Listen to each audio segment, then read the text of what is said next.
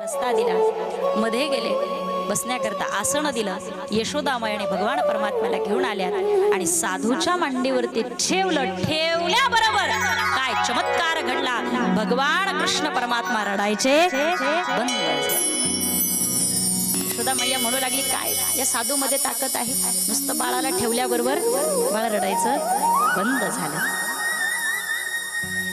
आता मात्र भगवान शंकर कृष्ण परमात्म्याकडे पाहत आहे आणि कृष्ण परमात्मा भगवान परमात्म्याकडे पाहत आहे. दोघांना परमानंद झाला. कैलासाधिपती भगवान महादेव ज्यावेळेला भगवंताचे हे बालछबी पाहत आहेत, डोळ्यातून अश्रू आले. भगवंता, आपलं हे असणारा दिव्य शरीर, दिव्य असणारा हा देह, हा बाल स्वरूप आम्हाला पाहायला मिळत आहे. आम्ही भाग्यवान आहोत. साक्षात आपण बाल स्वरूप धारण करून माझ्या मांडीवरती यावं हे माझं परम भाग्य आहे. माझं काहीतरी पुण्य फार अबाधित असेल की जेणेकरून मला आपलं हे बाल स्वरूप पाहता आलं. मनोमन भगवान शंकर भगवान परमात्मा बोलताय. देवाच्या डोळ्यामध्ये पाणी यावं. मनोमन दोघांनीही मनाच्या समवेत असणारा हा संवाद आहे. भगवान कृष्ण परमात्मा सुद्धा बाल स्वरूप आहे.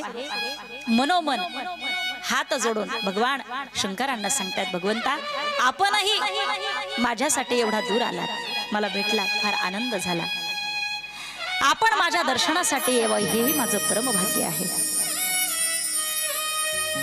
मनोमन दर्शन घेतलं आणि आता भगवान शंकर कृष्ण परमात्म्याचा तो बाल हातामध्ये घेत आहे आणि देवाकडे पाहतायत आणि सांगतायत, देवा, जर ह्या अवतारामध्ये आपल्याला माझी काही गरज लागली तर मला फक्त डोळे बंद करून माझं स्मरण करा, मी त्यावेळेला तिथे हजर असेल.